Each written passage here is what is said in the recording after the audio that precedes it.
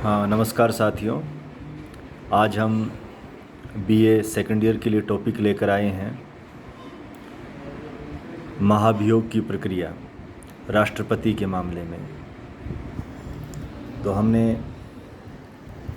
आपको पहले भी ये बताया था कि भारत में राष्ट्रपति को हटाना कोई आसान काम नहीं है, बल्कि एक जटिल प्रक्रिया है और उसके लिए महाभियोग शब्द का इस्तेमाल किया गया है। सामान्यतः राष्ट्रपति का कार्यकाल 5 वर्ष का होता है। संविधान के अनुच्छेद 56 में इस बात का उल्लेख है कि राष्ट्रपति का कार्यकाल 5 वर्ष के लिए होगा, किंतु 5 वर्ष पूर्व भी 2 तरह से वो अपने पद से जा सकता है। एक तो उसे खुद को ही ऐसा लगे राष्ट्रपति महोदय को कि वो अब सक्षम नहीं है और पद छोड़ना चाहते हैं, तब वो उपराष्ट्रपति को अपना त्यागपत्र देकर पदमुक्त हो जाएंगे। दूसरा मामला है, अगर राष्ट्रपति संविधान का उल्लंघन करते हैं और अपने दायरे से बाहर जाकर काम करते हैं, तब महाभियोग की प्रक्रिया के जरिए राष्ट्रपति को 5 वर्ष पूर्व भी हटाया जा सकता है। अमेरिकी संविधान में भी महाभियोग का प्रावधान है और वहीं से प्रेरित भारत में हालांकि कुछ अंतर है। लेकिन अब हम बात करते हैं कि महाभियोग की प्रोसेस होती क्या है, कौन लगाती है, किस तरह से ये प्रोसेस आगे बढ़ती है। तो कुछ छोटे सवाल परीक्षा में जो पूछे जा सकते हैं। एक तो राष्ट्रपति को महाभियोग द्वारा हटाया जा सकता है 5 वर्ष पूर्व, ये बात किस अनुच्छेद में है, तो ये बात अनुच्छेद 56 में आएगी। दूसरा है कि महाभियोग की प्रोसेस किस आर्टिकल अनुच्छेद में बताई गई है, तो वो अनुच्छेद 61 आएगा। 61 महाभियोग की प्रोसेस बताता है और 56 ये उपाय बताता है कि महाभियोग के जरिए भी राष्ट्रपति को हटाया जा सकता है। ये बेसिक बात है। तो राष्ट्रपति को हटाने का काम, जो महाभियोग की प्रोसेस है, वो संसद शुरू करती है और ये प्रोसेस संसद के किसी भी सदन से शुरू की जा सकती है। ऐसा नहीं है कि महाभियोग की प्रोसेस किसी खास सदन से ही शुरू होगी, यानी कि इसकी शुरुआत राज्यसभा से भी हो सकती है, इसकी शुरुआत लोकसभा से भी हो सकती है।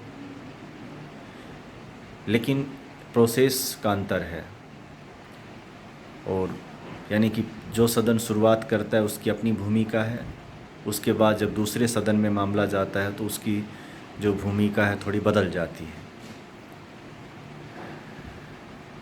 सबसे पहले अगर किसी राष्ट्रपति के विरुद्ध महाभियोग का प्रस्ताव लाया जाता है और जिस सदन में महाभियोग का प्रस्ताव लाया जाता है, तो उस सदन के कम से कम 1/4 सदस्य अपने हस्ताक्षर सहित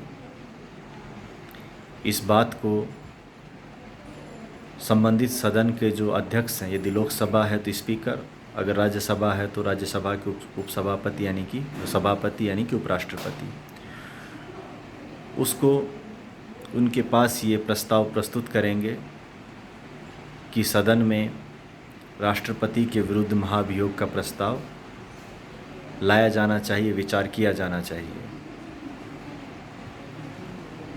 जब 1/4 सदस्य अपने हस्ताक्षर के साथ इस तरह का पत्र संबंधित सदन के प्रमुख को संभालते हैं, देते हैं, तो उसके बाद 14 दिन के बाद 14 दिन का समय लिया जाता है। 14 दिन के बाद यानी 2 सप्ताह के बाद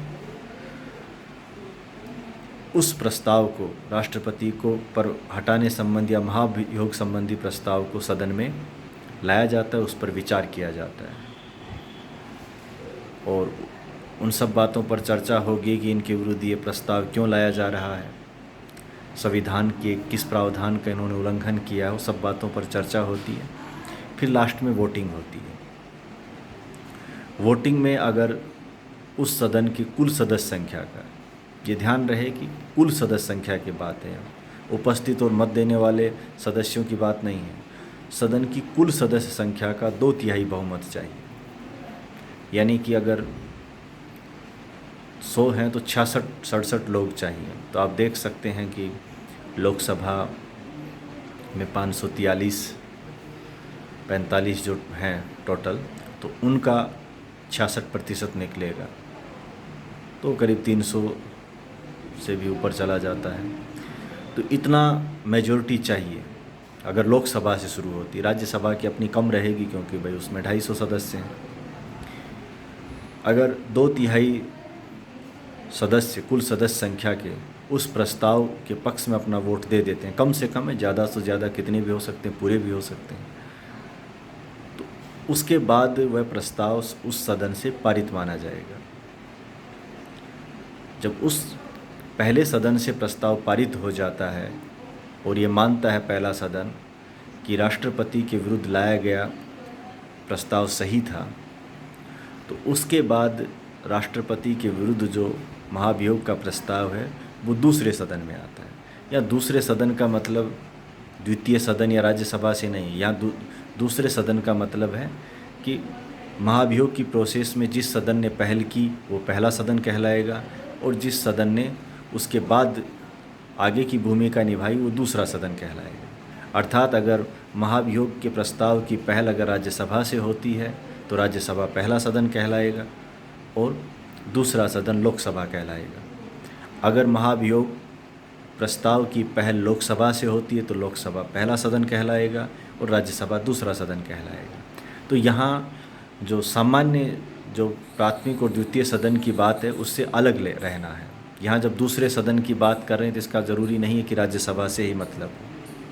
आम तौर पे हम जब द्वितीय सदन की बात करते हैं तो हम राज्यसभा की बात करते हैं।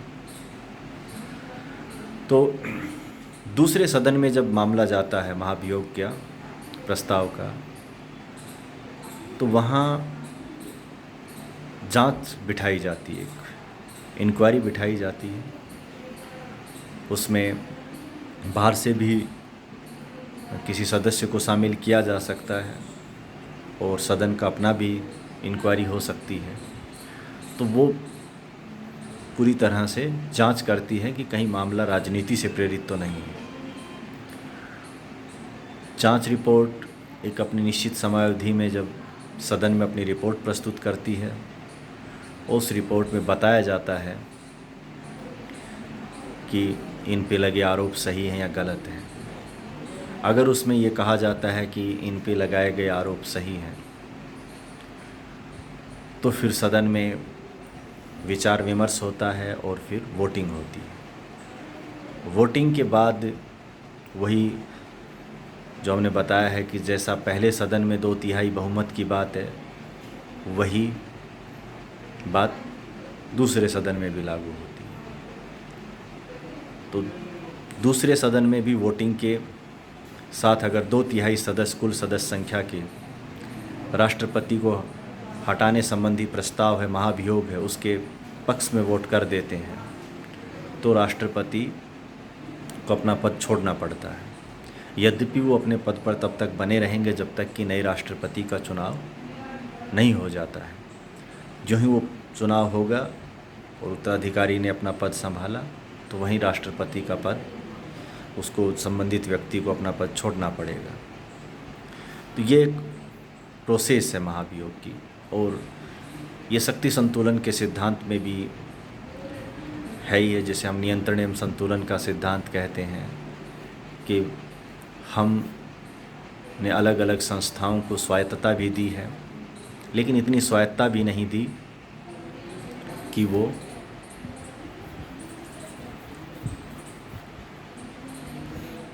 कि वो मनमाना व्यवहार करने लगे और अपने दायरे से बाहर जाकर काम करने लगे। इसलिए राष्ट्रपति पर अंकुश रखने के लिए ये प्रावधान किया गया है। तो मुझे लगा है कि आप महाभियोग को समझ पाए होंगे। और इसी तरह की जो प्रोसेस है वो न्यायाधीशों को हटाने की भी है, लेकिन उसमें बेसिक तकनीकी अंतर हैं कि किस तरह से जो एक तो ये जो बहुमत के आंकड़े का अंतर है, उसमें है कि कुल सदस्य संख्या का बहुमत और उपस्थित और मत देने वाले सदस्यों का 2/3 बहुमत। यानी कि जजों को या न्यायाधीशों को हटाने की जो प्रोसेस है उसको आमतौर पर हम महाभियोग नाम दे देते हैं, लेकिन असल में वो महाभियोग होता नहीं है। वो हटाने का विशेष जो प्रक्रिया कहलाती है वो किसी जो बड़े पदाधिकारी हैं, तो जज के खिलाफ भी आता है। इसी तरह का जो प्रस्ताव है वो नियंत्रक महालेखा परीक्षक को हटाना है, उसके लिए भी आता है। तो ये बेसिक बात है। और अभी तक भारत में किसी भी राष्ट्रपति के विरुद्ध ऐसी स्थिति नहीं आई कि उनके खिलाफ महाभियोग का प्रस्ताव लाना पड़ा। महाभियोग का प्रस्ताव अभी तक किसी राष्ट्रपति के विरुद्ध नहीं आया। किसी भी राष्ट्रपति ने अपने दायरे से बाहर जाकर काम करने की कोशिश भी नहीं की है। लेकिन ये माना जाता है कि दुर्लभ परिस्थितियों में ही इस तरह के जो प्रस्ताव का इस्तेमाल हो सकता है, सामान्यतः नहीं हो सकता। धन्यवाद। क्लास में मिलेंगे तो और अच्छे से इस पर बात करेंगे।